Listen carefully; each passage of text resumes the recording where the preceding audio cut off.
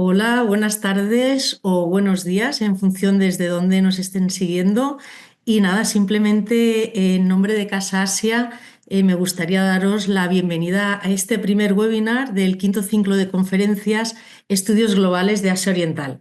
En esta ocasión, el primer webinar lo dedicamos a las tendencias de literatura coreana contemporánea en traducción en busca de la nueva Han Kang, un título muy sugerente y que bueno, estamos deseando poder escuchar a nuestra ponente de hoy y también a las personas que asistís y que esperamos que participéis activamente al final de este webinar. Simplemente me gustaría también dar las gracias en nombres de Casa Asia al máster oficial en Estudios Globales de Asia Oriental de la Universidad Autónoma de Barcelona, que organiza el ciclo junto con Casa Asia. Por supuesto, al Centro de Estudios e Investigación sobre Asia Oriental, el CERAO, y el Grupo de Investigación Gregal, ambos de la UAB también, que colaboran en el ciclo. Y un especial agradecimiento al doctor Blai Guarné, al doctor David Saurí, a la doctora Esther Torres Simón, estos dos últimos nos acompañan hoy, que son del Máster Universitario en Estudios Globales de Asia Oriental y que han coordinado el ciclo. Por supuesto, a la ponente de hoy, Ainhoa Ortí Asensio, que estamos deseando escuchar su conocimiento, y a las próximas personas expertas de los próximos webinars de los que hablaremos posteriormente. Así que, nada, sin más dilación, doy la palabra al doctor Saurí para que nos explique un poquito el ciclo, el máster, y aprovecho para saludar a las estudiantes que colaboran en Casa Asia a través del Máster Universitario en Estudios Globales de Asia Oriental, a Magalí, a Valeria, a Linet, a Maya y próximamente a Josep. Así que sin más dilación, doctor David Saurí, la palabra es suya. Muchas gracias, Yasmín. Un placer volver a saludarte en este quinto ciclo de conferencias vinculadas al máster en Estudios Globales de Asia Oriental. Agradecer, como siempre, la oportunidad que nos da Casa Asia para presentar nuestro máster y este ciclo de conferencias. Y lo que yo quería hacer brevemente, en 5 minutos, poco más o menos, es presentaros un poco este máster, ¿no? Digamos, las características más relevantes de este máster, que tenemos nuestra página web que vamos a compartir ahora un poco y vamos a ver algunas de las características más significativas, ¿no?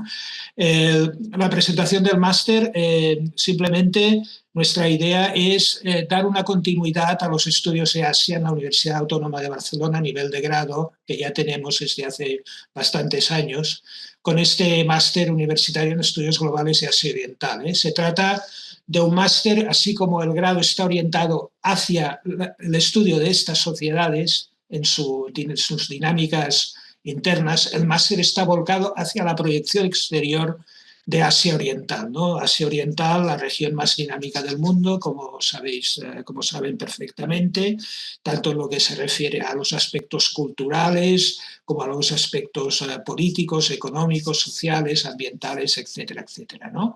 Esta es nuestra página web, que recomiendo se miren si están interesados en algún momento en el futuro, o incluso este próximo curso en el máster. Pues es un máster que tiene una duración de un año, 60 créditos.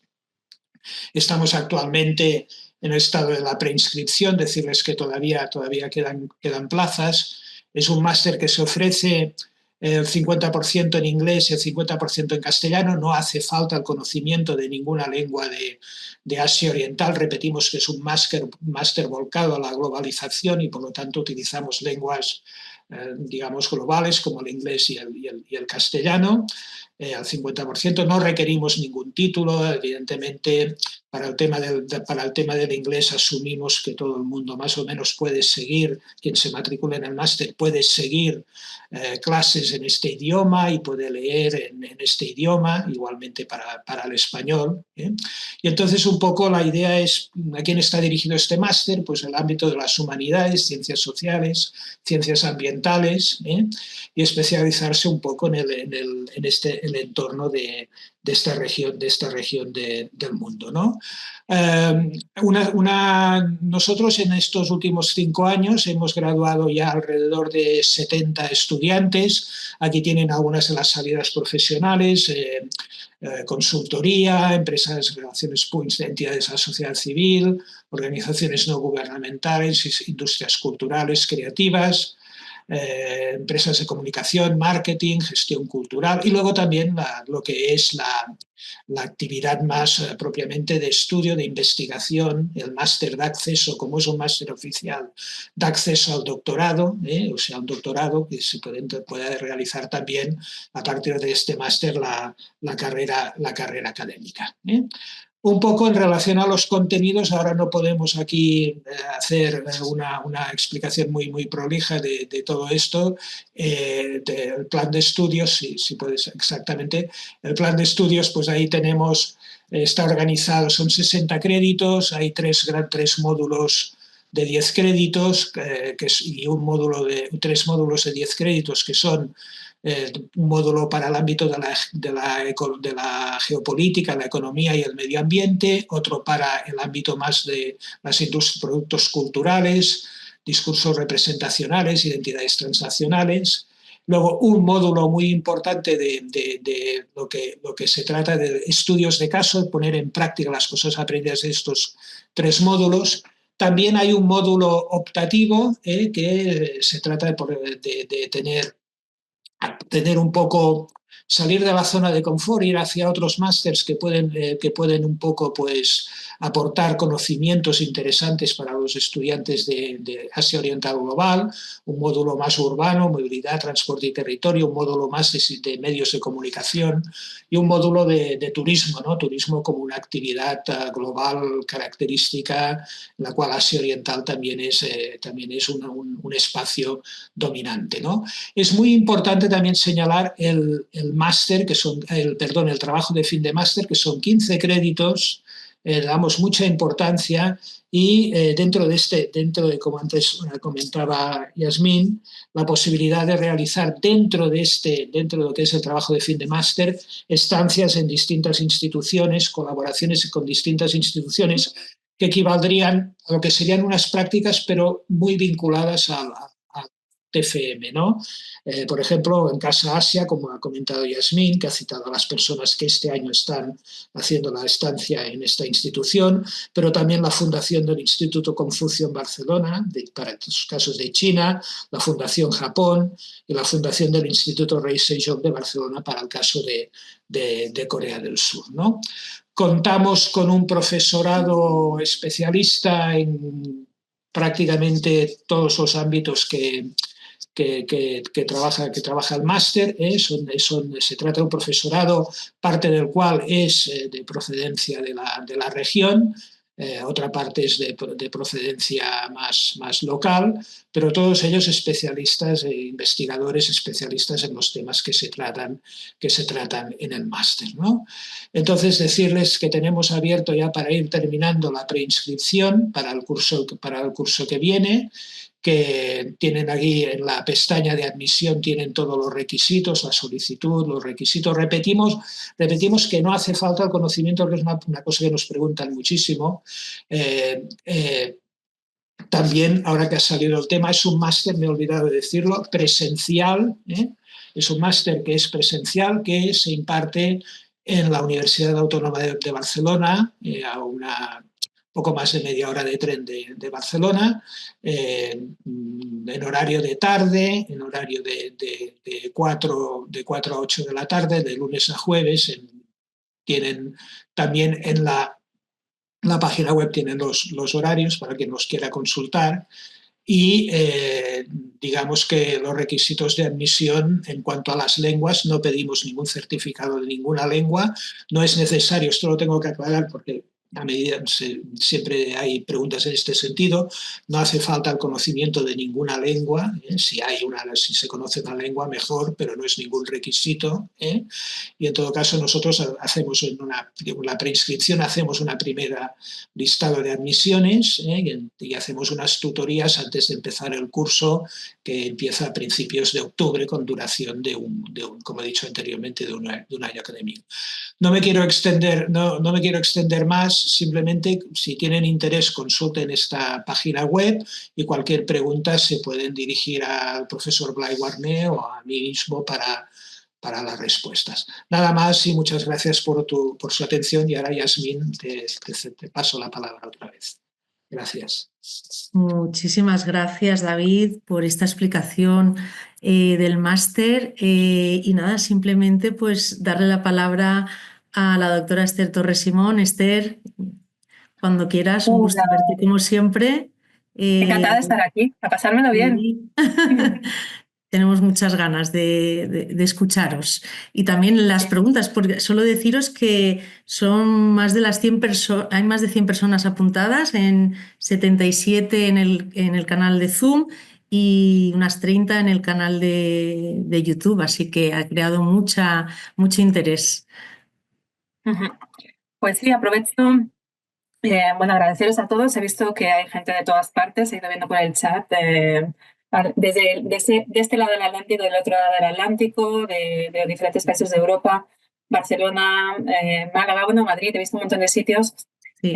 Pero no está mía quien queréis ver, porque hoy con quien nos acompaña hoy es Ainhoa Urquía, traductora, investigadora y profesora.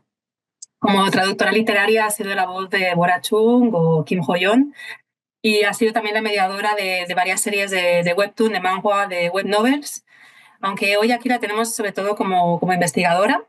Ella trabaja sobre circulación literaria, específicamente circulación de la literatura coreana, el proceso de traducción y subvenciones. Y con este bagaje actualmente trabaja como profesora asociada en la Universidad Complutense de Madrid, impartiendo asignaturas de traducción y estudios coreanos. Bueno, hoy vamos a ver en breve en pantalla este fantástico PowerPoint.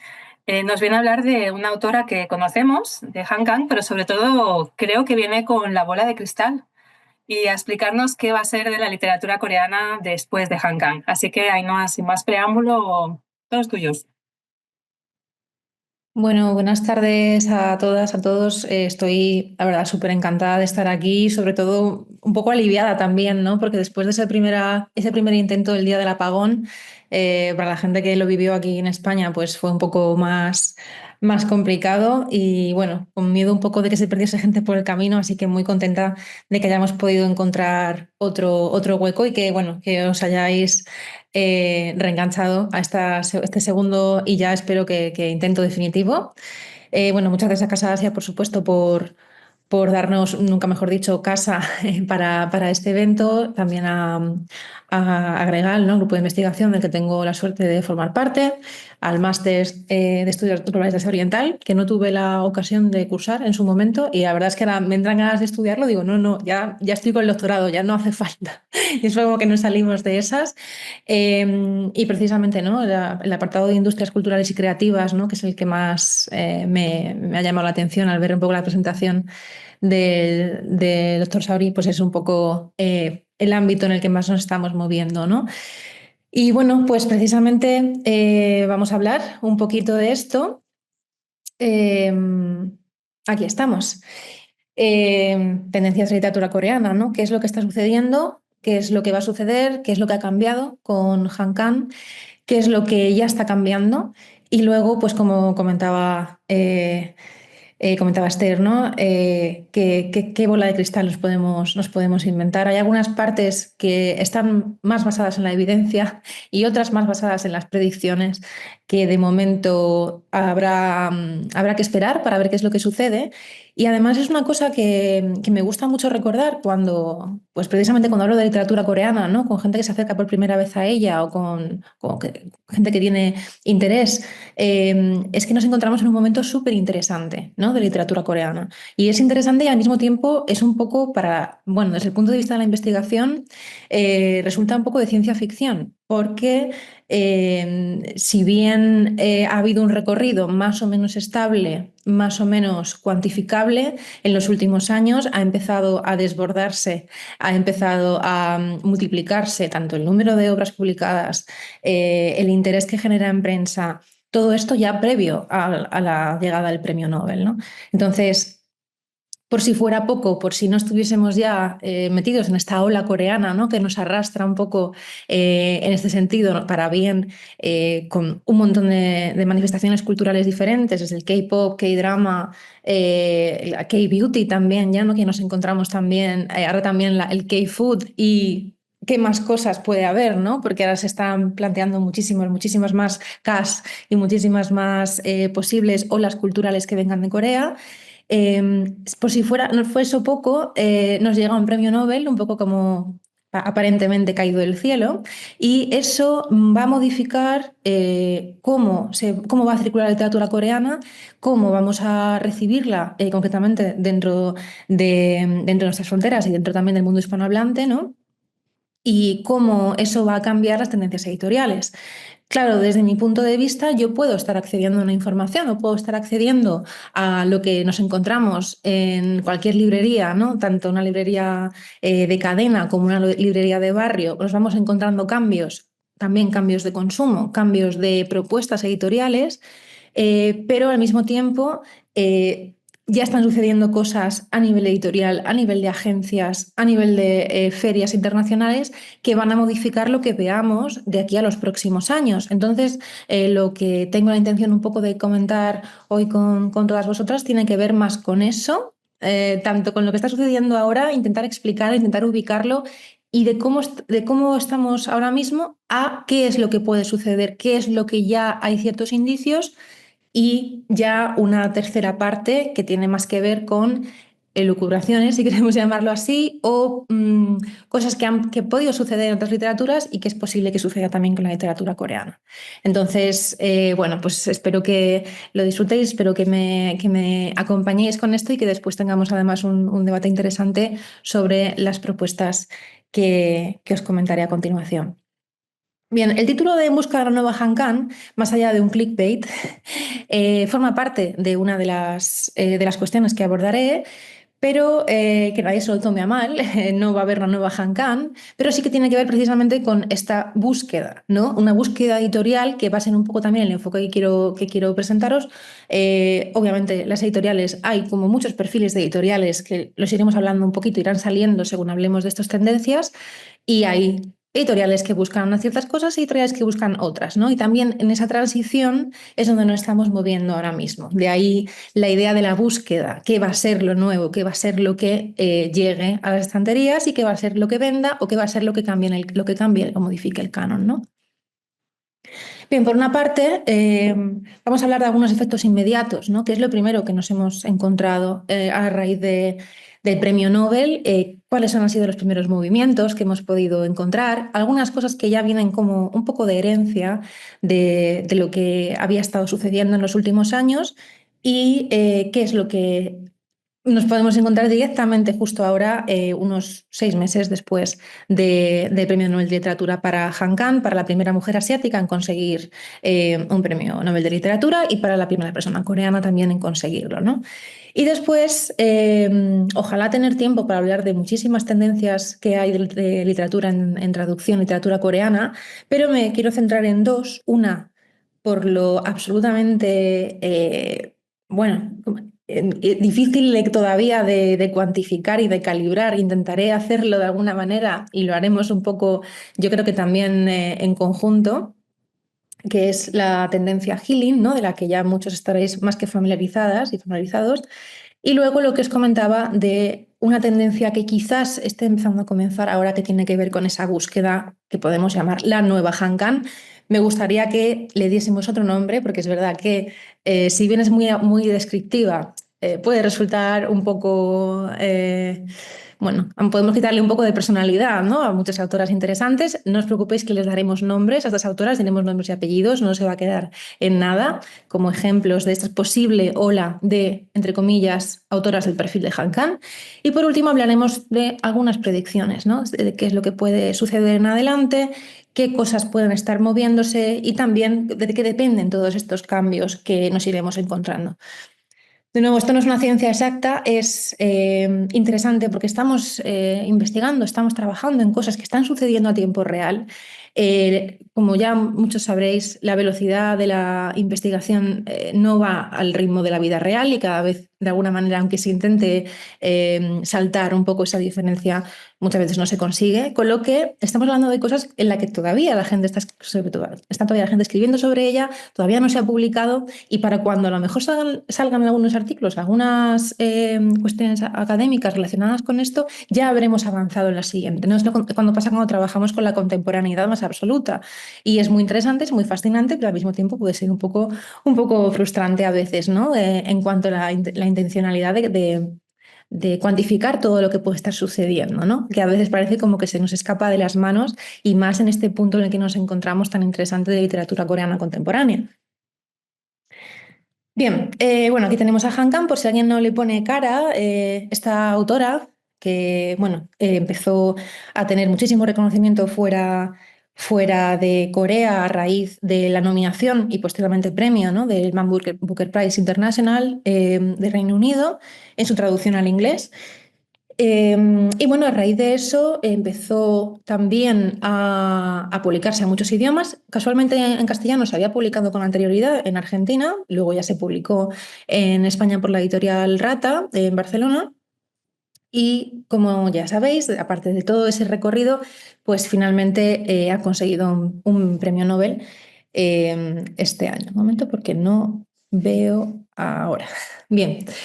Vale, ¿qué sucede con lo primero que nos encontramos cuando llega un premio de estas características? Si bien la literatura coreana ya había empezado a encontrar un interés en los grandes grupos editoriales, ¿no?, porque ya previamente, de una manera casi, no diría fortuita, porque muy pocas cosas son fortuitas en el mundo editorial, pero sí bastante acertada, podemos llamarle así, el grupo editorial Penguin ya se había hecho con los derechos de Han Kang en prácticamente el mismo año o el año anterior, si no recuerdo mal, creo que fue el año anterior, con la clase de griego. Se había hecho con los derechos de Han Kang, que antes, como comentaba, pertenecían a Editorial Rata, ¿no? Entonces se hizo con los derechos de Han Kang, y no es la única autora, ¿no?, que pertenece, por ejemplo, al grupo Penguin también. Nos encontramos en Alfaguara, nos encontramos a Cho Nam-ju, nos encontramos, creo que en Temas de Hoy, que no sé si esa pertenece a Planeta, ahora mismo nos encontramos a... ¿cómo se llama la autora? Song Eun-pyo. Entonces tenemos varias autoras bastante reconocidas internacionalmente, que ya desde el primer momento, no es el caso de Han Kang, entran por la puerta grande, si queremos llamarlo así, con grandes grupos editoriales, con una gran distribución, con un gran presupuesto en promoción, con ediciones bastante ambiciosas, ¿no? Y esto ya llevaba sucediendo previamente, ya estaba sucediendo antes de la llegada de Han Kang.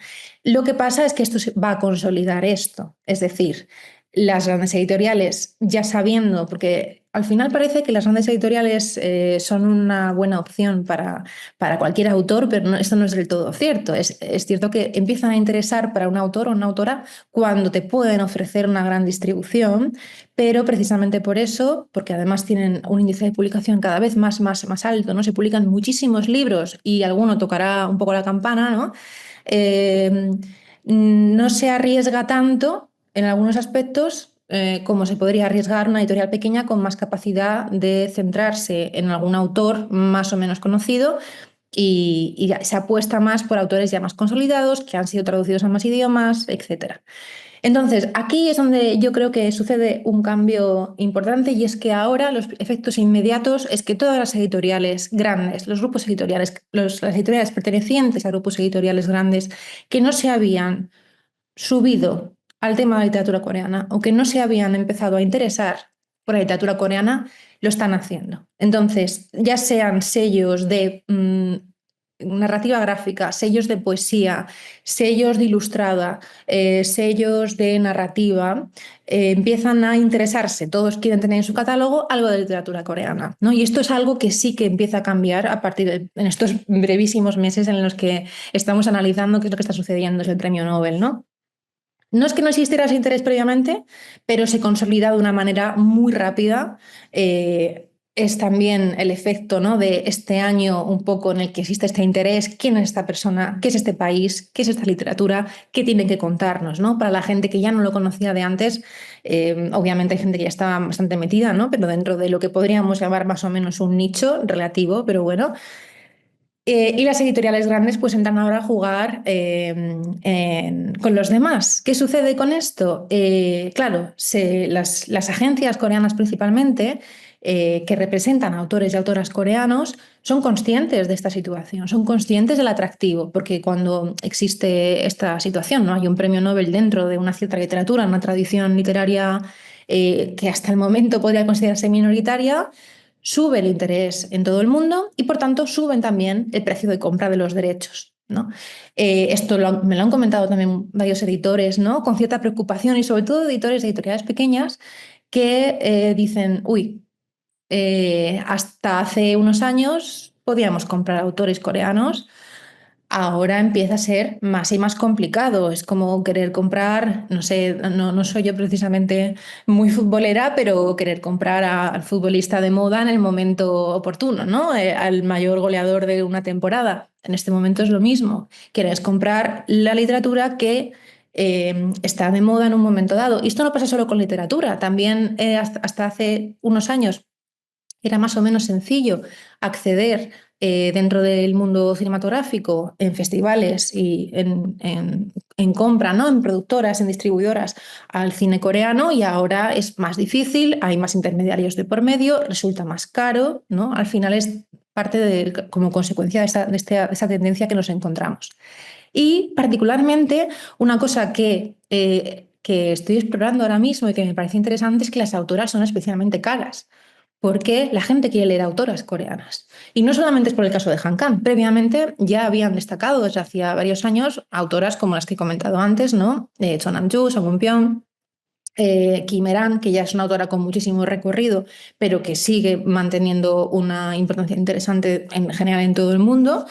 Y varias autoras más que se han consolidado como las voces de literatura coreana contemporánea, dejando bastante de lado a sus colegas, ¿no?, sus contemporáneos más pequeños, los autores también coreanos. Esto hace, en cualquier caso, un efecto llamada bastante importante a autoras jóvenes, autoras que se están consolidando, propuestas interesantes de cualquier tipo, y cualquier autora que tenga un recorrido más o menos interesante, que esté haciendo más o menos, siendo más o menos prolífica, porque muchas veces las editoriales no compran obras, sino que compran autoras, ¿no? Compran autoras y autores. No es que me interese una cierta obra en concreto, que puede ser, pero vamos a ver también, salvo algún pelotazo editorial, cuál es el recorrido. Es una persona prolífica, produce mucho, tiene mucho. Si me funciona este libro, puedo ir traduciendo más, puedo ir trayendo más, ¿no? Entonces, si hay ciertos perfiles que si están funcionando bien, nos lo traemos, ya nos lo estamos trayendo a España con una velocidad pasmosa. Antes había una diferencia enorme, ¿no?, pueden ser de varios años, entre un original y su traducción al castellano y que llegara. Ahora estamos hablando de una diferencia que puede llegar a meses, ¿no?, en el caso de Han Kang, y menos de un año, año y pico en el caso de otras autoras también consolidadas. ¿Qué pasa con todo esto? Que deja de ser una literatura de nicho, ¿no? Al final conocemos la literatura coreana, somos conscientes de su reconocimiento. Viene también respaldada por toda la tendencia actual de la ola coreana, que aunque hasta hace muy poco iba por otros derroteros, ahora parece como que va paralela, ¿no?, de este éxito internacional de la ola coreana. Esta ola coreana, su última adquisición, podríamos defender que se trata de la literatura, pero no tiene por qué ser la última, pueden llegar más cosas, ¿no? De hecho, hasta hace unos días salió el Premio Príncipe de Asturias, ¿no?, con Byung-Chul Han como filósofo, bueno, como premiado. Un autor muy reconocido dentro de la filosofía contemporánea, además muy conocido por el público general, que vende muchísimos libros, ¿no? Aunque ha desarrollado su carrera en Alemania, pues también ha desarrollado mucho también esa imagen, ¿no?, como autor coreano, como filósofo coreano. Y también había quien proponía, el director del Centro Cultural Coreano de Reino Unido, justo antes del Premio Príncipe de Asturias, casi como una premonición, defendía que la K-Philosophy es la nueva. Entonces no sabemos cuál es la última, pero en cualquier caso, en literatura ya no estamos en un momento de nicho. Se está apoyando en todos los distintos bastiones, digamos, culturales coreanos reconocibles, y esto nos lo encontramos mucho en los paratextos también de las obras. Si te gustó el juego del calamar, disfrutarás de... Es cierto que a veces dices, no sé qué tiene que ver esta obra con el juego del calamar, ¿no? O si disfrutaste de, no sé, el thriller de Parásitos, ¿no? O la sutil, no sé qué, de la director, no sé qué, ¿no? Ya como lo vendan en paratextos, disfrutarás de esta novela, de este autor coreano fantástico que queremos que compres, que queremos que leas. Entonces, al final, apoyándose poco a poco en ese propio éxito de la ola coreana y ya la llegada, ¿no? La consolidación, que es la máxima consolidación a la que aspiraban también muchas instituciones coreanas dedicadas a la literatura y a la difusión de la literatura coreana, esa consolidación que viene de la mano del Nobel, eso ya es como un reconocimiento de alguna manera que permite, abre la puerta todavía más, ¿no? Si no fuese solamente por el resto de la ola coreana, termina de abrir la puerta y se entra, por lo menos durante un tiempo, en el más absoluto mainstream, ¿no? Que con lo bueno y con lo malo. Claro, hablamos de Han Kang en esta sesión y no también, porque cuando llega una ola de este tipo cultural, la idea sería apelar a distintos mercados. Y Han Kang, como Premio Nobel de Literatura, con el estilo que tiene y ha tenido siempre, es un tipo de literatura muy concreto, ¿no? Es una narradora muy concreta que además proviene ella originalmente de la poesía. Ahora luego hablaremos de eso porque ya ha vuelto a esto, ¿no? Es el último libro que tenemos publicado en castellano, es una obra poética de Han Kang. Y precisamente es estas distintas obras que obviamente tenemos en todos los colores y formas dentro de lo que se consume en Corea, ahora empieza a encontrar un reflejo más realista, si queremos llamarlo así, en las estanterías españolas. Antes la selección era mucho más afinada, bien por la elección de un traductor o traductora, en muchas ocasiones durante un tiempo, bien por la selección de una editorial, bien porque había funcionado en algún otro mercado y se compra en alguna feria internacional y se vende aquí, como fue, por ejemplo, el caso de Hierba, como hablaremos más adelante. Había muchos métodos que solían llevar pues, por varias vías, bien de agencias, bien de recomendación, bien de gusto personal, de editor, traductor o lo que fuera. Y ahora nos encontramos desde novelas, sagas enteras que se planean, que están comenzando, sagas de fantasía, por ejemplo, que eran web sosos, ¿no? Web novels coreanas, hasta la última premio Nobel. Tenemos también, ahora hablaremos, ¿no? De un montón de narrativa, de tiendecitas, de varias cosas, que esto está en tendencia tanto en literatura coreana como en literatura japonesa.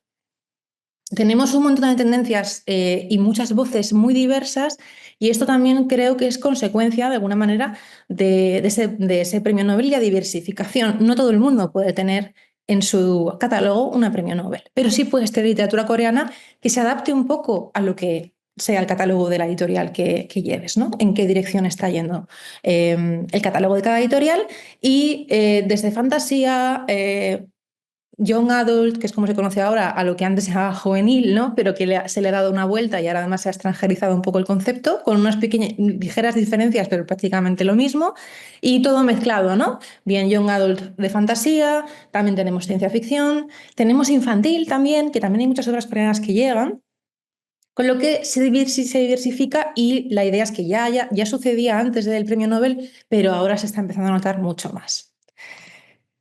Bien. Ahora bien, ahora hablando precisamente de lo no tan diverso y pasando a las tendencias que tenemos actualmente. La narrativa healing, para quien no le suene, tiene que ver con estos libros que nos encontramos en las librerías, ¿no? Que muestran una tiendecita de cualquier tipo, un espacio a veces con gatos. Aquí ya, por ejemplo, estoy viendo, bueno, veo perros y veo gatos en estas que he subido en esta presentación. Y tienen, bueno, todavía hay que definir realmente de manera ¿cómo decirlo?, más en profundidad en qué consiste el healing coreano, ¿no? Porque tiene muchas características y se va haciendo un poco el más difícil todavía, ¿no? Se le van encontrando nuevas narraciones, pero siento que son narraciones sencillas, suelen ser éxitos editoriales en Corea del Sur que se han traído aquí y que también encuentran éxito editorial aquí, que es lo curioso y lo divertido. Y tienen que ver también con espacios de familiaridad que se reconvierten en espacios de bienestar, de sanación, de curación. Eso también ya sucede en literatura japonesa. En Corea tiene un éxito increíble. Y en España, el año pasado, nos encontrábamos con estas 4 obras publicadas, ¿no? Algunas por editoriales medianas, como Duomo o New Compton, que pertenece al grupo de Duomo, medianas pequeñas, ¿no? Como es el caso de Plata, y editoriales grandes, como es el caso de Planeta, ¿no? En el caso de Bienvenidos a la librería de Gyeongnam-dong. Tenemos estos 4 libros en 2024 y esto que veis ahora son los libros que llevamos en lo que llevamos de 2025. Es decir, el año pasado nos encontramos 4 libros en traducción de Healing, que parecen muchos más, pero luego en realidad solo son 4, ya parecían muchos, y de enero a mayo vamos a tasa de 1 o 2 libros por mes. Y esto es lo que os puedo contar hasta el momento. Pero yo ya sé que hay otras 2 compradas para finales de año y mediados del año que viene y más que están viniendo. Claro, nos encontramos que aquí tenemos de todo. Tenemos desde editoriales pequeñas, tenemos editoriales grandes, tenemos editoriales bastante pequeñas que hacen su apuesta en esta dirección. Y una característica interesante es que la mayoría están traducidas desde el coreano, muchas reciben también subvenciones de Corea del Sur, pero como veis las portadas son muy parecidas, el estilo es parecido, el contexto es parecido, es fácil confundir una con otra, no nos vamos a engañar. Y bueno, tienen bastante éxito y lo que sucede es que salvando la de Gyeongnam-dong, que es un grupo editorial bastante grande, la mayoría pues, son también apuestas de estas editoriales medianas y pequeñas. Como sucede con los grupos editoriales grandes, como os comentaba antes, a veces son los últimos en subirse al carro, digamos, porque se tarda más en identificar algunas cosas, son un catálogo demasiado amplio como para subirse con tanta rapidez, pero cuando lo hacen, lo hacen. Entonces nos vamos a encontrar seguramente a final de año y principios del año que viene todas las propuestas de este género de las grandes editoriales, las grandes apuestas. Mi pregunta también que os lanzo ¿es tarde? ¿Será tarde? ¿La gente querrá leer un solo libro más sobre alguna tienda fantástica y no sé, llena como de ese calor, esa sensación de curación, de sanación, de creer en el vecino, ¿no? Y de creer en la bondad del ser humano? No sabemos si las ventas se verán reflejadas o no. Las ventas son una cosa bastante opaca, ¿no? Como suele suceder. Entonces, veremos qué pasa. Pues esa tendencia llegará un momento, en mi humilde opinión, que se saturará como sucede con todas, ¿no? Esto es una tendencia más, igual que tuvimos la tendencia de los vampiros hace un montón de años, ¿no? O la tendencia que hubo también y que sigue habiendo, aunque de otra manera también, de la fantasía erótica. Y ahora nos encontramos en este punto con la narrativa healing. Estos son solo los libros coreanos, pero si echáis un vistazo, que lo he estado viendo, no daba para incluirlo, obviamente, porque no era el objetivo de esta charla. El equivalente de literatura japonesa está copado también de lo mismo en versión de autores y autoras japonesas, con lo que se multiplica el efecto, se multiplica la sensación al entrar en una librería, es bastante ya de impacto. Y bueno, pues creo que nos encontramos en un punto en el que, aunque las editoriales grandes lleguen con una gran promoción y consigan a lo mejor reflotarlo un año y medio más, es posible que se calme de alguna manera, que muera de éxito, ¿no? Como suele suceder cuando algo se lleva a tantísimo extremo. Esto es una barbaridad. Antes no había ni la posibilidad de que existieran tantos libros coreanos publicados, y no ya digamos de un género de estas características, ¿no? Estos no son los únicos libros que se han traducido y se han publicado coreanos en lo que llevamos de año, pero la proporción de ellos que son literatura healing es bastante, ¿vale? Es una proporción bastante grande. Tendremos que ver cómo evoluciona el año y cómo evolucionan estos años para poder intentar extraer algún tipo de números significativos, ¿no? Bien, ahora vamos con la segunda parte, y esta es una tendencia un poco más oculta porque todavía no está del todo consolidada, como si sucede con la narrativa healing. Y es la que, como ya os comentaba, es la de la nueva Hankan, ¿no? Esta idea de buscar unas autoras de un perfil parecido. Como ya os he comentado, los grupos grandes, en este caso Penguin, ¿no? Se ha hecho con los derechos de Hankan. Distintos sellos publican distintas obras de Hankan. Ahora, por ejemplo, Lumen Poesía, que pertenece a Penguin, ha publicado la de poesía porque Random House, que es quien está publicando la narrativa de Hankan, pues tiene otro perfil editorial. Y también creo que antes del verano va a salir un cuento ilustrado que no sé muy bien todavía en qué editorial iba a salir, pero va a salir un cuento ilustrado también de Hankan, también dentro del sello. ¿Qué pasa con esto? No todas, ya no podemos tener a Hankan, ¿no? Ya está adjudicada, digamos. ¿Qué es lo que se está buscando? Alguien parecido. ¿Y quién es alguien parecido? Autoras coreanas, más o menos del mismo rango de edad, que sean mujeres, que hablen de historias familiares, que hablen del trauma histórico, que tengan una perspectiva parecida, que también tengan un perfil con un estilo narrativo parecido al de Hankan, un estilo también que tiene que ver pues, con este estilo un poquito también más poético, con una... En algunos momentos bastante crudo, ¿no? Porque Hankan puede llegar a ser bastante escatológica incluso en algunos momentos. Y hay varias candidatas, y yo quise presentar dos, que son Kim Sung y Kim Isol, ambas de los años 70, nacidas en los años 70.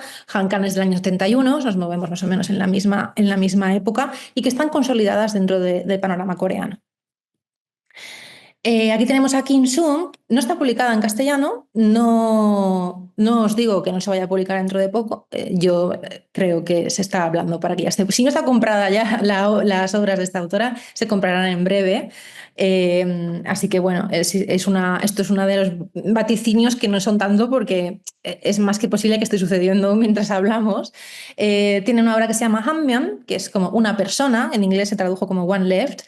Y es una obra que trata sobre las esclavas sexuales durante la Segunda Guerra Mundial, las esclavas sexuales coreanas, bueno, para las estaciones del ejército japonés, ¿no? El ejército imperial durante la Segunda Guerra Mundial, también conocidas como mujeres de confort, ¿no? Entonces esta obra tuvo muchísimo éxito en Corea en su momento. Y precisamente, bueno, es del año 2016, cuando se publicó originalmente. Se ha traducido al inglés en el año 2020, y pues este perfil que habla del trauma histórico, que habla de historias de mujeres, es una obra muy dura, además muy cruda, no se deja prácticamente nada fuera, y además es una ficción, pero ficcionaliza muchísimos relatos, de hecho al final, relatos reales, ¿no? Testimonios reales, de hecho al final de la obra tiene como un listado de dónde, cuál es la fuente de cada uno de los fragmentos que ella incluye como una ficción, una novela ficcionalizada. Es bastante dura y bastante difícil de leer. ¿A qué nos suena para la gente que ya esté familiarizada con literatura coreana? Es una temática similar a un éxito editorial, como suele suceder, en este caso Hierba, de Gendry Kim, y también una autora de hecho en la misma edad de Hankan, y precisamente trata el mismo tema, y es eso, ¿no? Hablamos del trauma histórico, hablamos de que ya la gente empieza a conocer unos ciertos tropos que podemos hablar dentro de la literatura coreana. Ya me sorprende muchísimo que la gente, me pasa mucho con personas que se dedican a otras cosas y que no tienen un contacto obsesivo con la cultura coreana y que saben perfectamente qué fue la masacre de Gwangju, que saben perfectamente, a lo mejor también a raíz de la última novela de Han Kang publicada en castellano, qué fue también la revuelta de Jeju, ¿no? Y todo ese tipo de cosas que empiezan a integrarse dentro del imaginario colectivo un poco de personas interesadas en literatura coreana. Entonces, esta propuesta de Kim Sung no es su única obra, es una de sus obras más famosas, pero va un poco en esta dirección y es más que posible que sea una de las candidatas a autora ya de una cierta edad, con cierto reconocimiento en Corea, no es ninguna desconocida. Además es bastante prolífica, tiene bastantes novelas y que se convierta en un fenómeno editorial no tanto juvenil, no una autora joven con, no sé, como un perfil como Kim Hye-jin de Sobre mi hija o Soy toda oídos, ¿no? Que tenemos publicado en castellano en las afueras, que es un perfil más LGTBI, más juvenil, con nuevos conflictos, una narrativa diferente, sino replicar un poquito lo que están haciendo o traer un poquito lo que están haciendo la generación de Han Kang en perfiles similares. Otra autora de este tipo sería Kim Sol. Es una autora también de la misma quinta. Tiene menos obras publicadas. Yo creo que ahora está volviendo un poco al mundo literario. No sé si se retiró durante un tiempo, pero pasó, ¿no?, una temporada sin publicar tanto. Y tiene dos obras. Una es Hwangyeon, esta que aparece aquí a la izquierda, ¿no?, con la mujer poniéndose el zapato, que está publicada, se publicó en su momento en francés y en alemán, como Bienvenue y Willkommen, ¿no? Bueno, el alemán no es mi idioma, pero es como bienvenido. En inglés tiene un juego de palabras que también puede significar espectro y tiene mucho que ver con esto. Es una obra que trata sobre la prostitución de una madre de familia para mantener a su familia. Entra dentro de los traumas familiares que también se trabajan en Han Kang y que también hablan de esa perspectiva de las mujeres. Esto en un contexto después de la crisis del Fondo Monetario Internacional en el año 97 en Corea y cómo eso determina los cambios familiares que hay, los cambios económicos, la destrucción un poco de la clase media y en este caso cómo una mujer toma un poco el control de eso, ¿no? Es una obra que ya fue publicada, me encantaría saber cuánto vendió en alemán y en francés, pero en francés es cierto que se ha reeditado, con lo que no debe oír tan mal. Luego tiene otra obra anterior que es Napun Pi, que es como Mala Sangre, y también tiene que ver con traumas familiares y también con una circunstancia que se mezcla mucho con el tema de la pobreza, ¿no? Es una autora que trabaja mucho esto, las mujeres en circunstancias de pobreza. Y es también una autora que también está circulando bastante a nivel de agencias, a nivel de ferias, y no está publicada en español.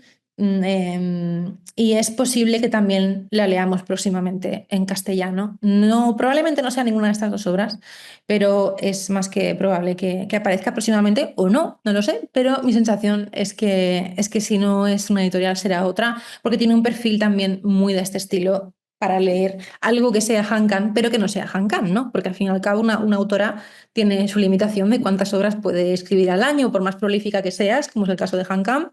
Y si queremos leer más este tipo de narrativas que nos cuenten distintas perspectivas, que nos cuenten también distintas voces, obviamente, pero con algo que ya sabemos que a la gente le puede interesar, también Kim Sol es una candidata perfecta para ello. Bien, vamos a intentar ir cerrando ya con lo que yo llamo las flipadas, ¿vale?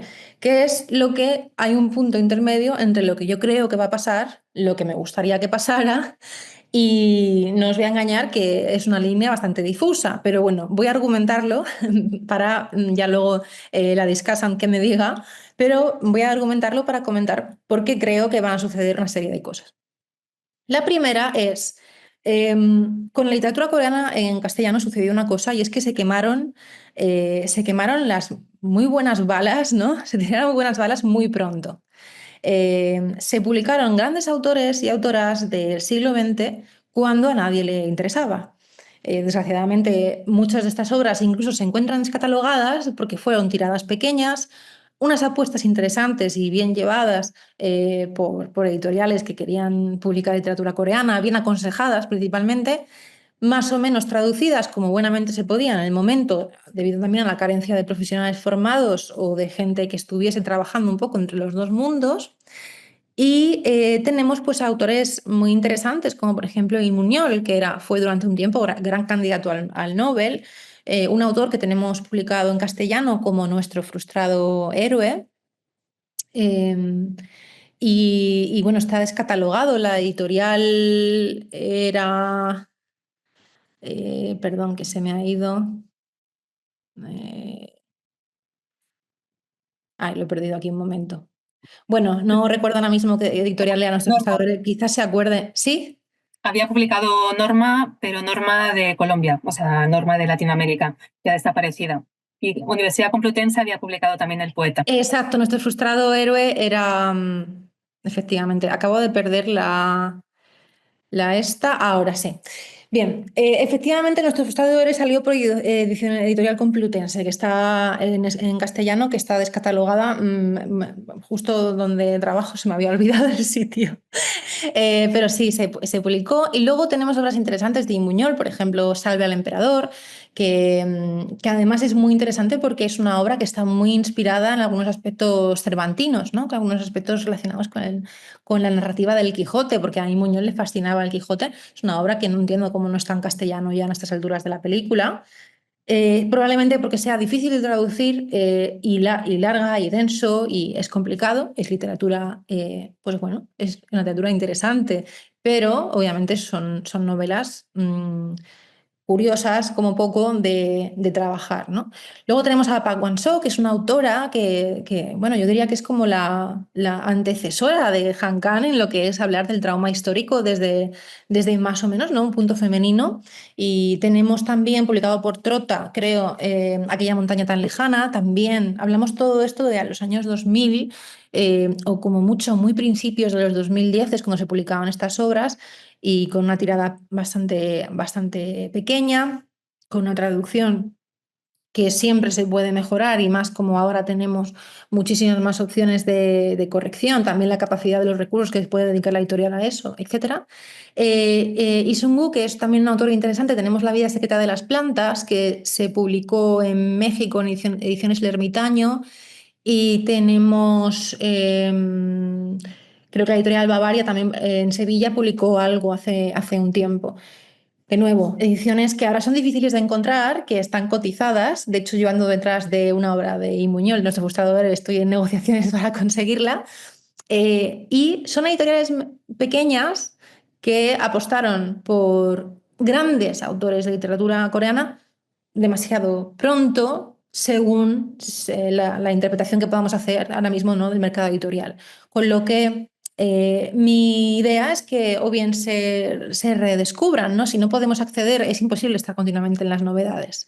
Y si ahora empezamos ya cuando llegue a pasar el momento de que pase un poco la tendencia y se asiente un poquito todo esto, llegará el momento de cubrir los huecos que se haya dejado en una literatura que ya ha dejado de ser de nicho y que puede encontrar un hueco.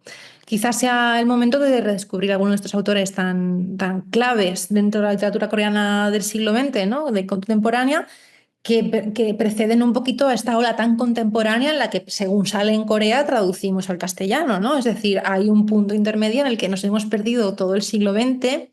Es difícil que están saliendo obras de la época colonial y de principios del siglo XX también, están saliendo muchas obras muy interesantes de principios del siglo XX, pero hay un hueco muy curioso y como difícil ahora mismo de vender incluso, aunque ya se están manifestando ciertos intereses en, oye, ¿qué se estaba haciendo en Corea después de la guerra hasta el año 2010, ¿no? ¿Qué es lo que se estaba escribiendo? Porque estaban sucediendo muchas cosas.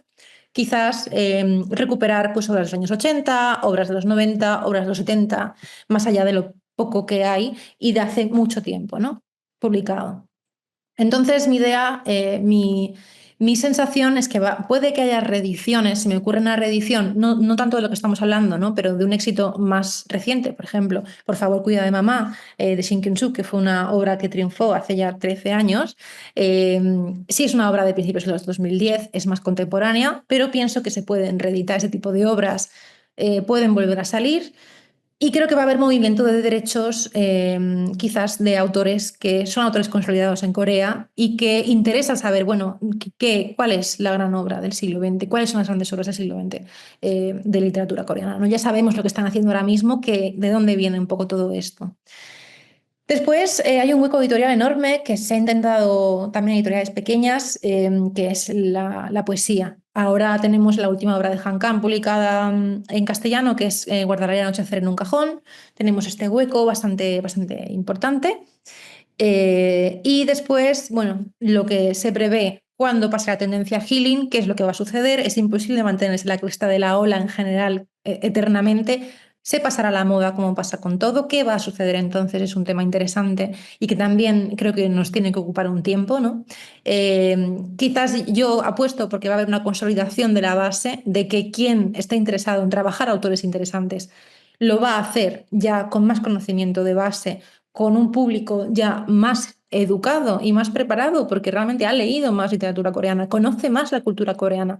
Leer a Lee Mun-yeol en el año 2006 era algo en castellano, aunque posible físicamente, culturalmente era como de repente leer una novela alienígena, ¿no? Prácticamente sin un contexto, sin la capacidad prácticamente de situar a Corea en un mapa, recuperar algo así en el año 2025 y en los años que están por venir va a ser mucho más sencillo con esta capacidad del público ya de, vale, ya sé un poco por dónde van los tiros, ¿no?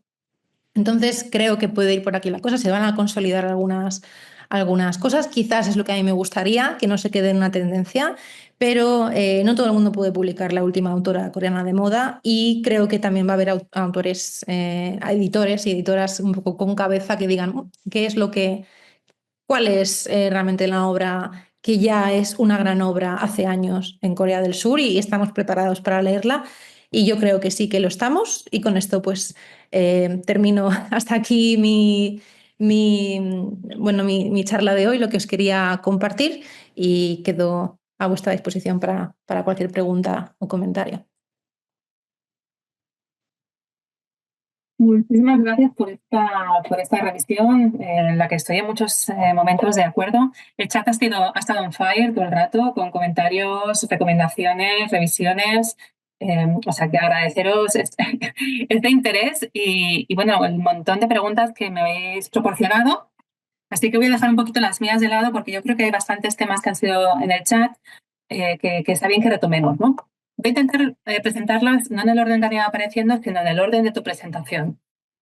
Y en primer lugar, pues a lo mejor hablar un poquito precisamente de esta tendencia healing, ¿no? Y preguntan a Corea,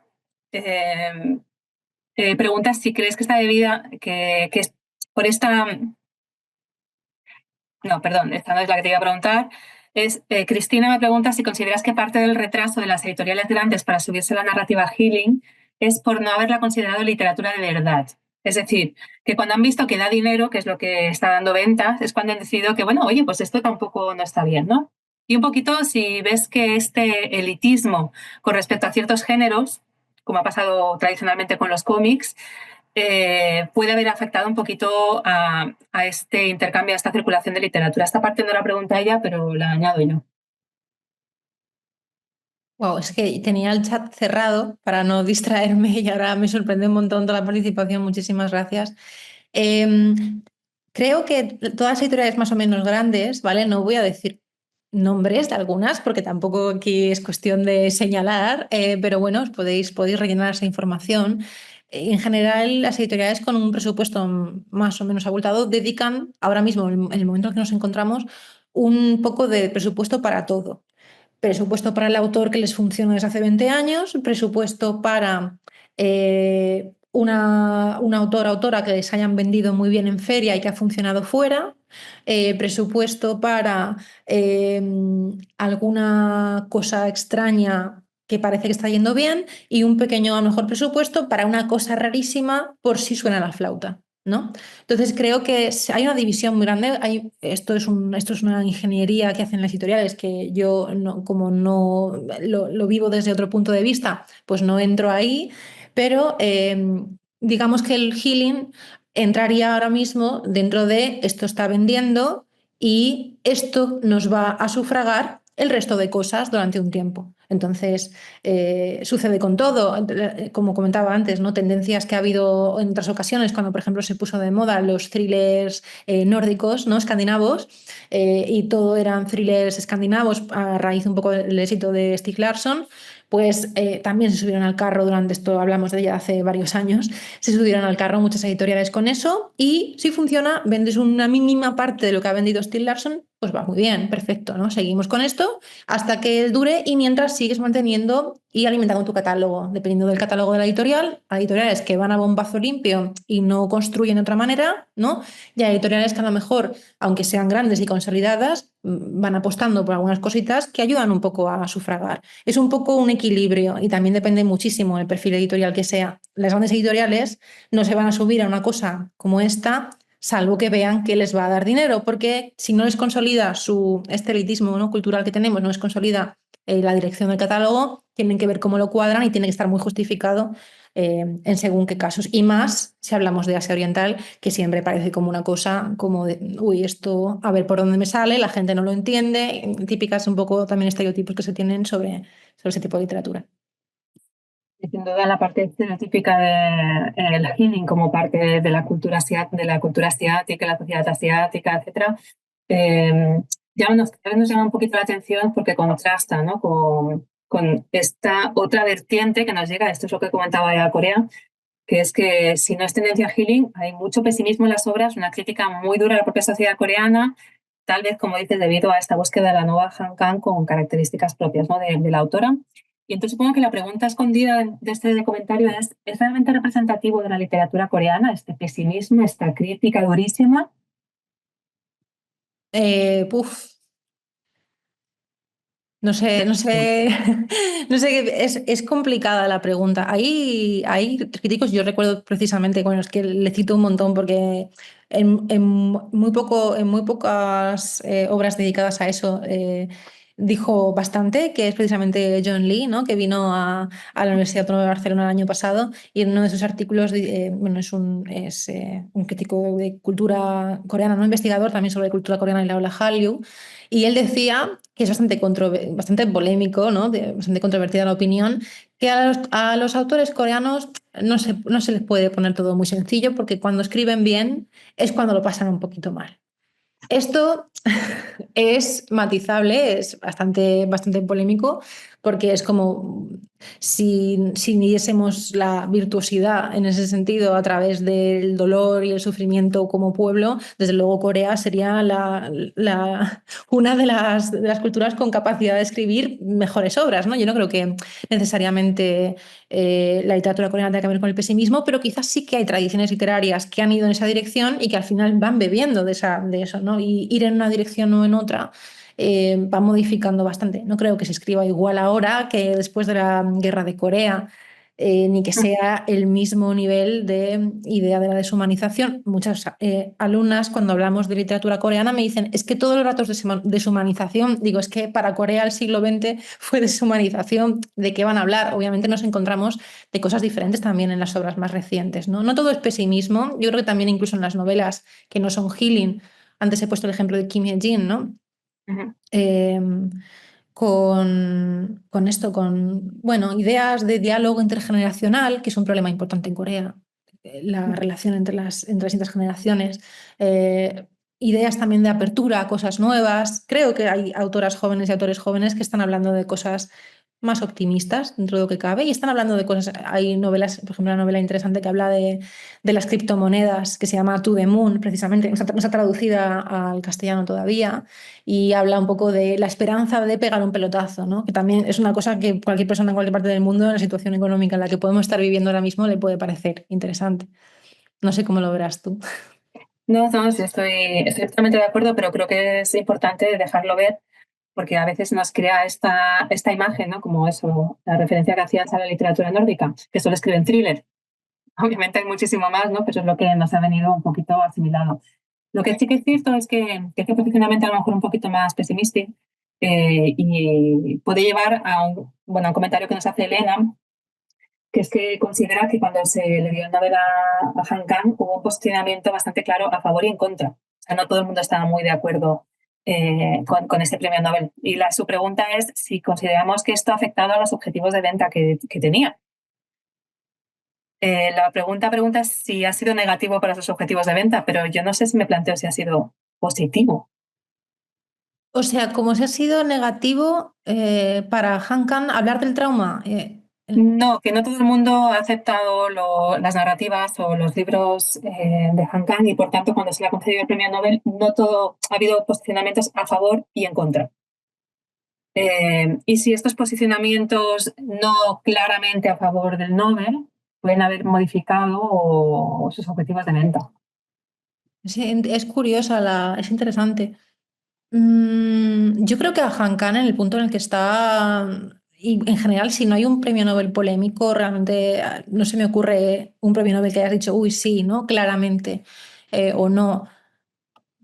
Pero en el caso de Han Kang, a estas alturas de la película, ella, por supuesto, vende muchísimo y vende mucho en Corea, cosa que antes no sucedía. Ella era una autora que comenzó escribiendo poesía. Entonces se ha convertido en una autora superventas, pero nadie que comienza escribiendo bastante poesía tiene como una intención real de ser un pelotazo desde el minuto cero. Le ha venido dado en los últimos 11 años, 9 años, perdón, y no sé, yo creo que al contrario, de hecho salió hace poco, o sea, perdón, salió justo después del premio Nobel, creo que era el Korea Times, ¿no? El periódico este en inglés de Corea, que había habido en Corea un boom de ventas de Han Kang a raíz precisamente del premio Nobel, que dices, normal, natural, ¿no? Pero luego parece que no es tan normal, teniendo en cuenta, pues, sobre todo en algunas comunidades de internet y sobre todo Han Kang, ¿no? Como mujer y con la situación que hay actualmente de polarización de ideología también política que hay en Corea del Sur ahora mismo, sobre todo entre hombres y mujeres jóvenes y hombres jóvenes, pues a pesar de la diferencia de esa polarización, las ventas seguían sucediendo. Con lo que también habría que plantearse quién compra libros. Es que hay muchos elementos ahí, ¿no? ¿Quién compra más libros? ¿Qué segmento de la población coreana compra más libros? ¿Qué segmento de la población española puede comprar más libros? ¿No? Al final, lo que algunas comunidades puedan opinar, quizás no modifica tanto las ventas, pienso yo. No sé. No, yo estoy bastante de acuerdo. Bueno, lo cierto es que como investigadoras tenemos un hándicap muy importante que es que no tenemos jamás acceso a ventas. Es como los datos totalmente prohibidos en las editoriales, es exactamente cuántas ventas ha habido. Los datos que conseguimos son por encuestas de la Korean Literary Translation Institute, porque ha habido una segunda reedición y por tanto das por supuesto que la primera está vendido totalmente y sí que sabes los números de impresión, pero no somos conscientes de números de venta. Yo en este caso tengo más o menos la impresión que comparte Ainhoa, que es que Han Kang ha subido ventas, más allá de lo que se esperaría de un premio Nobel. O sea, es que realmente puede ser que esta polémica incluso la haya beneficiado, ¿no? Le haya dicho, bueno, tenemos esta autora que no sabemos si se merece o no se merece el premio Nobel, vamos a leerla a ver si realmente era merecido. Entonces yo creo que aquí hay una parte bastante importante de...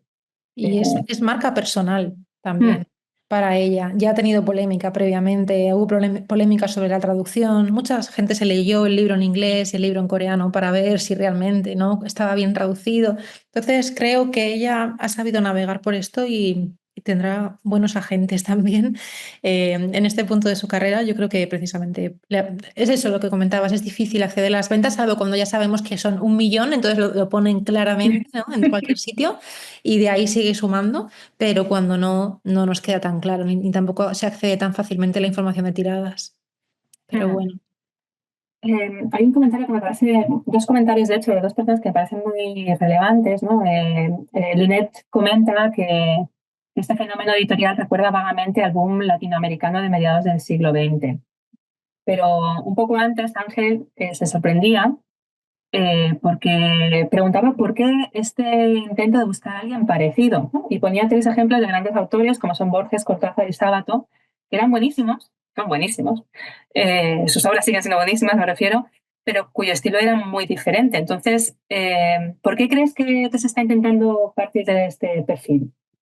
Creo que por desconocimiento absoluto, en mi opinión. No hay conocimiento suficiente, pero en general tenemos un conocimiento muy reciente, ¿no? O sea, ¿cuántas personas estamos, ¿no? Nos podemos contar con los dedos de unas manos, por ejemplo, en español, tanto a este lado como al otro lado del charco, que trabajemos con literatura coreana, por ejemplo, ¿no? Y tampoco damos abasto, no podemos saberlo todo. Falta gente que tenga conocimiento, tanto desde el punto de vista académico, y también falta gente dentro de las editoriales que tengan conocimiento más, más claro, ¿no? Y pueda jugársela un poco más y pueda saber.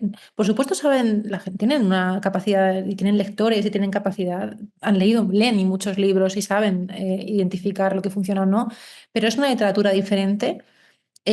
A veces también quizás se peca de compararla, ¿no? Con el vecino. Ah, pues esto ha funcionado en Japón, vamos a ver en Corea si funciona algo así. A veces pasa, como que en el caso del healing. Pero esa forma de aglutinar perfiles es una forma un poco de ir a ciegas, ¿no? Y pasa, pero yo no creo que pase solo con Corea, quizás sucede con más, pero es cuando a mayor desconocimiento y a mayor interés que genera, más decir, bueno, pues esto ha funcionado, vamos con lo siguiente más parecido. Y de ahí tiramillas, ¿no? No es lo ideal. También es cierto que a veces es como las editoriales funcionan, independientemente de que sea Corea o sea Portugal. O sea, es como la mayor afinidad a lo que ya ha funcionado, sobre todo editoriales grandes, que precisamente son las que podrían apostar más, pero sí es la tendencia, me da a mí la sensación.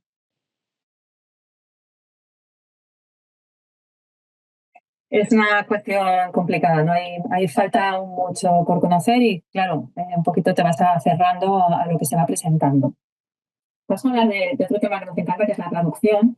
Y empiezo con una pregunta de Katy, que pregunta si si este auge favorece a la traducción coreano-español o favorece la traducción usando lenguas puente como es el inglés, ¿no? En su caso dice que le aterra que prefieran utilizar lenguas puente en lugar de hacer traducción directa desde el coreano. Pues bueno, esto es una pelea importante. Yo creo que también cuantos más traductores de coreano a español haya, más capacidad tenemos también de hacer fuerza en ese sentido, más disponibilidad de aceptar encargos hay y menos excusas hay para no contratar a traductoras y traductores de coreano a español. Uno de los casos que a lo mejor han podido salir en esta presentación, ¿no? Traducido desde el inglés, me consta que las siguientes obras de esa misma editorial o de esa misma colección ya están empezando a traducirse desde el coreano. Con lo que mi sensación actualmente es que se han cometido algunos pifiazos, pero el público cada vez está más.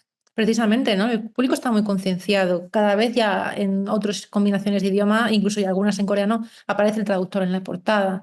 Entonces, el público está concienciado con eso y exige más. Y en ese sentido, ahora con cada vez más traductoras y traductores formados, es más difícil, yo creo, ¿no? Que antes de, uy, es que están Pepito y Menganita, si no están ellos, pues nada, lo hacemos en inglés y ya está. O no los conoces o no tienes ni idea, ¿no? Creo que también de ahí un poco la visibilización es importante y también hay mucho camino por hacer ahí, desde luego. Eso también ya lo hemos hablado varias veces, pero, pero sí que, no sé, yo creo que no perjudica tanto como pueda parecer. Eso es un problema que tienen más en audiovisual, quizás. Desde luego, en audiovisual sí que queda muchísimo más trabajo por hacer. En literaria, de momento, parece que va mejor en vez de a peor. La verdad es que yo creo que ha mejorado bastante, con excepción pues, de algunos bestsellers, de algunos géneros específicos. Y lo cierto es que al final depende de los lectores. Si los lectores aplauden las traducciones directas y castigan las traducciones indirectas, finalmente el mensaje que más se recibe es el mensaje de penalización económica. Yo lo noto, y un inciso muy corto, lo noto mucho en que cada vez más, ahora como hay mucha tendencia dentro de los bookstagram, booktubers, booktokers y todo esto, ellos, los mismos creadores de contenido, tienen mucha concienciación con eso, con lo que también las vías de difusión sobre eso, yo lo noto que muchos creadores de contenido, sobre todo que hablan de literatura asiática, literaturas más periféricas, dicen, no, no, este libro se ha traducido del coreano por no sé quién, se ha traducido del inglés, cuidado. Y creo que ahí también está la clave, porque el punto intermedio, la gente que hace esa difusión y también que colaboran con las propias editoriales y qué tal, hacen mucha difusión de eso y creo que eso también es importante. También gracias a eso hay un público conciencia, porque ya desde la editorial o desde el traductor hay hasta un límite, ¿no? De la difusión que puedes hacer de eso, pienso. No, totalmente de acuerdo. Y además hemos de aprovechar este momento que tenemos grandes traductores y grandes traductoras de coreano, que estáis ahora trabajando muchísimo y que espero que sigáis trabajando. Y respecto a esto y el trabajo, porque el trabajo viene con subvenciones, hasta el momento ha habido una organización coreana, el Korean Literature Translation Institute, entre otras, que ha fomentado y subvencionado mucho la literatura coreana, en teoría con el objetivo de conseguir el premio Nobel. Bueno, este objetivo ya está logrado. ¿Se va a seguir manteniendo este ritmo de subvención de la literatura en traducción? Pues es que esto no lo sabemos, ¿no? Esto lo estamos con ello. Ahora mismo estamos en un boom justo después del premio Nobel, donde yo creo que están tirando millas, ¿no? Un poco como que estamos a este rebufo, no es el momento de parar. Me da la sensación de que los coreanos en muchos aspectos, la cultura coreana sí, quizás no, voy a intentar pensar bien lo que voy a decir. Ya tenían este objetivo, pero a lo mejor se han marcado otro después. Quiero decir, no es el tipo ese tipo de instituciones han tenido a lo mejor unos objetivos que han conseguido superar y han seguido funcionando en otros aspectos. Si tomamos el ejemplo de Japón, sin embargo, Japón daba dinero hasta que dejó de darlo, ¿no? Desde el punto de vista de difusión cultural y promoción cultural en el extranjero. Corea se ha gastado mucho dinero en promoción cultural. Si ya existe y ya ha funcionado, quizás en futuras administraciones, futuros gobiernos, llega un momento que empiece la tijera por distintos aspectos. No sería tan extraño.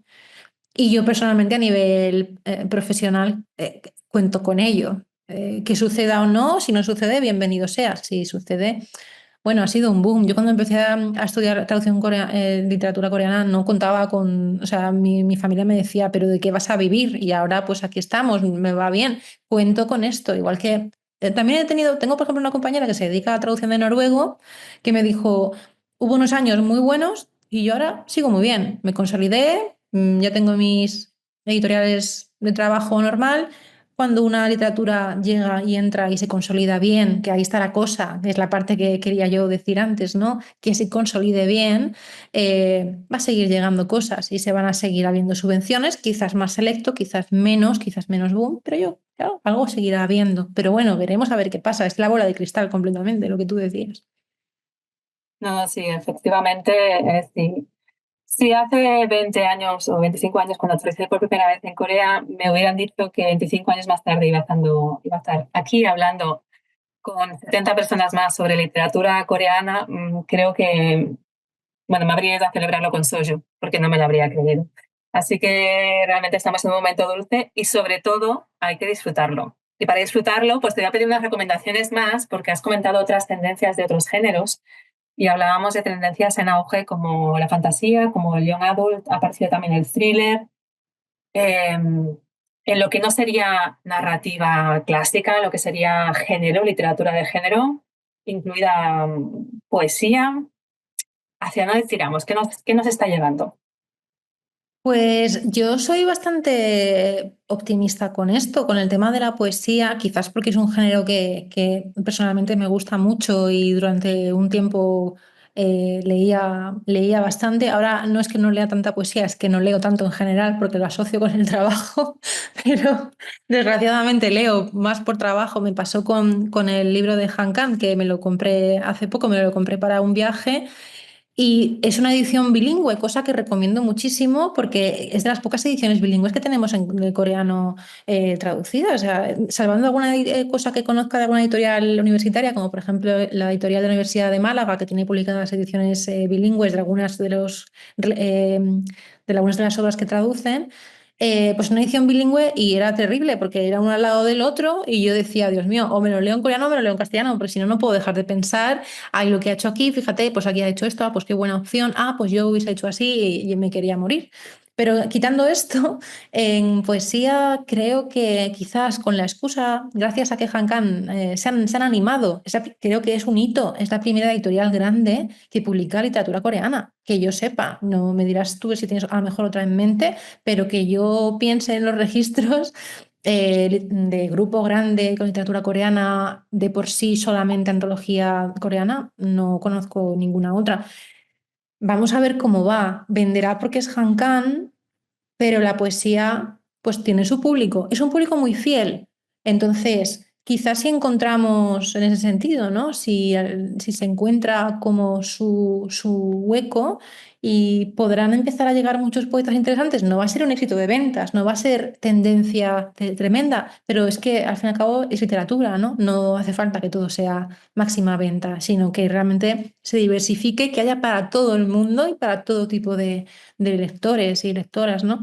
A mí me haría ilusión que se publicaran. Creo que tú tienes a lo mejor alguna información por ahí de que algo puede salir, levantas las cejas, pero bueno, no sé, yo creo que sí que pueden estar llegando cosas y sobre todo que editoriales clásicas de poesía de toda la vida digan, venga, vamos a irnos con literatura coreana porque no lo tenemos y porque eso dice poco de nuestra, ¿no? Sobre todo estas editoriales de poesía, ¿no? De Rancia Bolengo que no, no tenemos y dice poco de nuestro catálogo, ¿no? Ya casi como un tema personal. Tenemos que tener literatura coreana y poesía y tiene que haber poetas. Entonces quizás por ahí pueda Yo empezar a creo haber no, algo. sí, creo que nos falta a lo mejor el punto este de que esté publicado por grandes editoriales. Verbum ha publicado mucha poesía. Verbum, de hecho, casi tiene una línea entera de poesía coreana con muy buenos autores.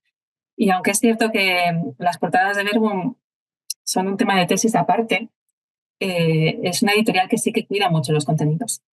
Entonces, yo creo que echarle un vistazo a poesía coreana en Verbum te puede dar muy buenos resultados. Sí me suena que va a salir alguna cosa, lo único que no sé es si editorial mediana. Y sé que nos falta, tenemos un gran agujero en español que es Kim Hye-sun, que no está publicada en español. Lo único que hay publicado o traducido de ella es un poema que está publicado en la web y que creo que tradujo el Nicolás, el editor de Juan. Y ya está. Y es como la gran poeta contemporánea. Y está muy traducida al inglés. Creo que tuvo una traducción más o menos reciente en Tilted Axis Press, que es esta editorial bastante interesante que publica muchas literaturas periféricas y literaturas asiáticas. Y tenían publicada alguna obra de ella. Y es verdad que hay un hueco importante y de poetas mujeres, ya que están muy cotizadas y venden muy bien y funcionan muy bien y escriben muy bien, para que nos vamos a engañar, pues quizás podría salir más, sí. Hay autoras. Tenemos publicado en castellano también a Moon Chung-hee, que creo que también publicó, no sé si en Verbum o en alguna editorial, no me acuerdo muy bien, ¿no? Era la del, ay, ¿cómo era? Mar de Hierba, puede ser. No, me estoy liando con otra. Bueno, me estoy liando con otra.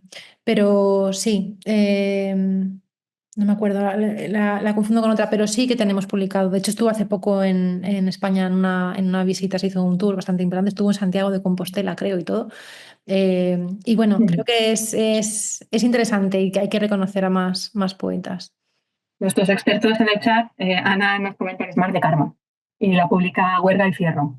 Que sí que Exacto, es Mar una de inspiración Karma. No sé también. de dónde he sacado Mar de Hierba. Me habré liado con otra cosa. Muchas gracias. Oye, qué bien, tenemos anotación y todo. Qué bien. Bueno, yo te recomiendo luego que eches un vistazo al chat porque no he querido partir un poco de los comentarios. Creo que Ana es nuestra Ana traductora también, pero tampoco quería meter la pata. Y hay comentarios muy relevantes sobre la literatura coreana, de hecho, algunas han salido antes de que tú hicieras los comentarios en el PowerPoint, o sea que creo que hay varias ideas importantes por aquí. Pues hay una Ana Fernández traductora, que lo sepas. Me ha dicho que no existe. Y bueno, algunas reflexiones sobre autores de género masculino. Bueno, bueno, sí que es verdad que se ha hecho bastante amplio, ¿no? En la diferencia de publicación de lo que había hace 20 años, que era la mayoría autores, a lo que hay hoy en día, que es la mayoría autoras, ¿vale? Y bueno, y tú has comentado esta retraducción, ¿no? Que estaría bien la retraducción de Por favor, cuida de mamá. Yo añado una obra que estuve casi 3 años hasta que la conseguí de segunda mano, que es El guardia, el poeta y el prisionero, que tiene Grijalbo también, preciosa. O sea que si hay algún editor en la sala y está dispuesta a retraducir, por favor, o a reeditar, que no sea solo, por favor, cuidado de mamá, sino que ya que vamos a saltar a Grijalbo, que también sea El guardia, el poeta y el prisionero. Bueno, una historia muy bonita. Y, y por último, ya casi para cerrar, voy a hacer una pregunta que no va relacionada con literatura únicamente, sino con manga. ¿Cuál es el rol? ¿Cómo va a afectar este auge de la literatura al manga? ¿Va a afectar? Es cierto que se han estado publicando como muchas web novels y que luego hay adaptaciones y está toda esta producción transmedia, ¿no? En Corea, en el que un mismo producto aparece en diferentes formatos. ¿Vamos a tener suerte?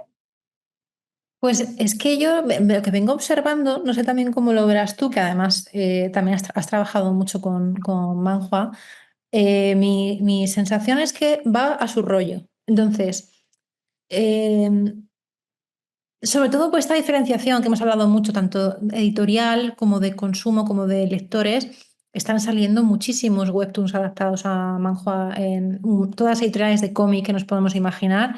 Están saliendo muchísimas cosas, cosas que a lo mejor estaban funcionando mucho en Corea en 2019, incluso tomos aislados que estaban funcionando bien, que se consideran manhwa, ¿no? Porque luego está esta subdivisión, ¿no? Entre la novela gráfica y el manhwa, que sobre esto, esto es un temón. La gente que se dedica al mundo del cómic es como que se enerva muchísimo con esto.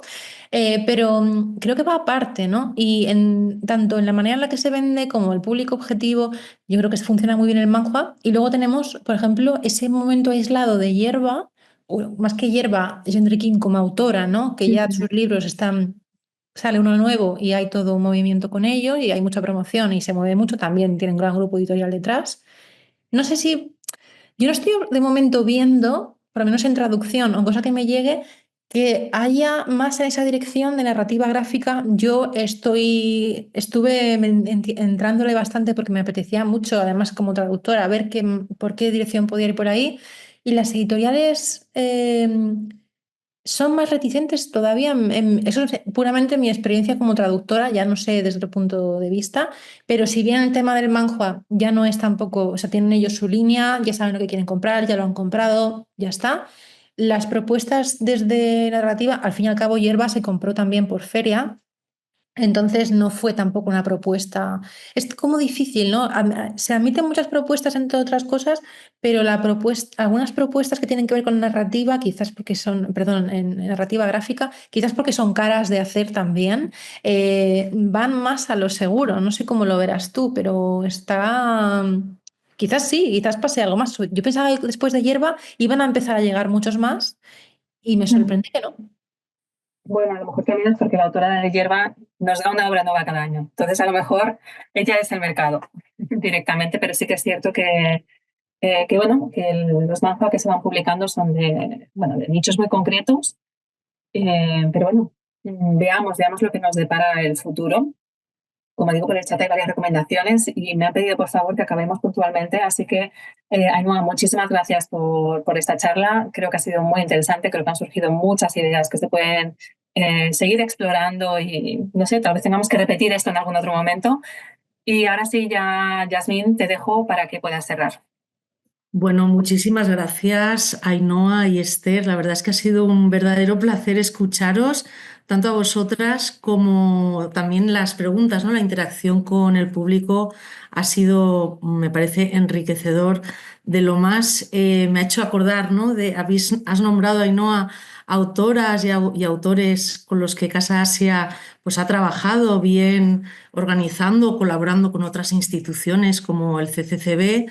Y bueno, simplemente me gustaría también recordar, ¿no? Que este año se celebran los 75 años de relaciones diplomáticas entre España y Corea y que este webinar lo hemos enmarcado dentro de esta celebración junto con actos como el Foro España-Corea, el 16, que tendrá lugar el próximo semestre, cursos temáticos sobre literatura coreana. En concreto, creo que hay personas que han asistido a este webinar que están haciendo también el curso online El universo literario de Han Kang. Y vamos a colaborar también en este marco de relaciones diplomáticas en el Festival La Mar de Músicas, que lo dedica este año el país invitado es Corea del Sur, y con Cosmópolis, que organiza el CCCB y que Casa Asia también va a colaborar. Y nada, simplemente recordar eso, que me ha venido las colas de público para pedir la firma, ¿no? Desde aquí Maerán, colaboramos con Gaday Editions, a Kim Hye-jin, presentamos el libro con las afueras en colaboración con el CCCB que lo organizaba, el libro sobre mi hija, bueno, unas colas ingentes con Han Kang también antes de que le dieran el Nobel, que colaboramos con el CCCB también en el marco del Festival de Literatura Catalana, en lengua catalana, en fin. Y también, no sé si recordarás, Esther, que presentamos este libro Healing de la asombrosa tienda de la señora Young, que tuvimos el placer de contar con tu participación. Es decir, que bueno, que felicitarte, Ainhoa, espero que podamos contar en otra ocasión con tu experiencia y conocimiento en este tema y a ver todas estas previsiones que nos has hecho, cómo se cumplen y cómo se deriva, ¿no? Y cómo se desarrolla. Y nada, sin más dilación. Gracias a todas las personas asistentes. Aprovecho para recordaros y os emplazo a que os apuntéis. Los 2 próximos webinars de este quinto ciclo tendrán lugar el 26 de mayo, es el primero, y será un webinar sobre, esta vez será la circulación de la literatura japonesa contemporánea en traducción, el autor global, relaciones parasociales y construcción de una marca. Irá a cargo del doctor Jordi Serrano Muñoz, así que estamos deseando escucharlo también. Y el tercero y último es titulado ¿Qué papel tiene China en el conflicto israelí-palestino? Será el 12 de junio a las 6 e irá a cargo de la investigadora del CIDOB, Inés Arco-Escriche. Bueno, pues sin más dilación, muchas gracias. Les recomiendo también, y ya acabo, que visitéis el K-Lab, que es una plataforma digital sobre, bueno, un espacio llamado España-Corea y que lo organiza Casa Asia y el grupo de investigación Gregal UAB. Está a disposición de todo el mundo online y hay muchísima información sobre Corea para todas las personas que, como hoy, estáis interesadas. Así que nada, muchas gracias, doctor Saori, también, Blay, un abrazo desde aquí y hasta muy pronto.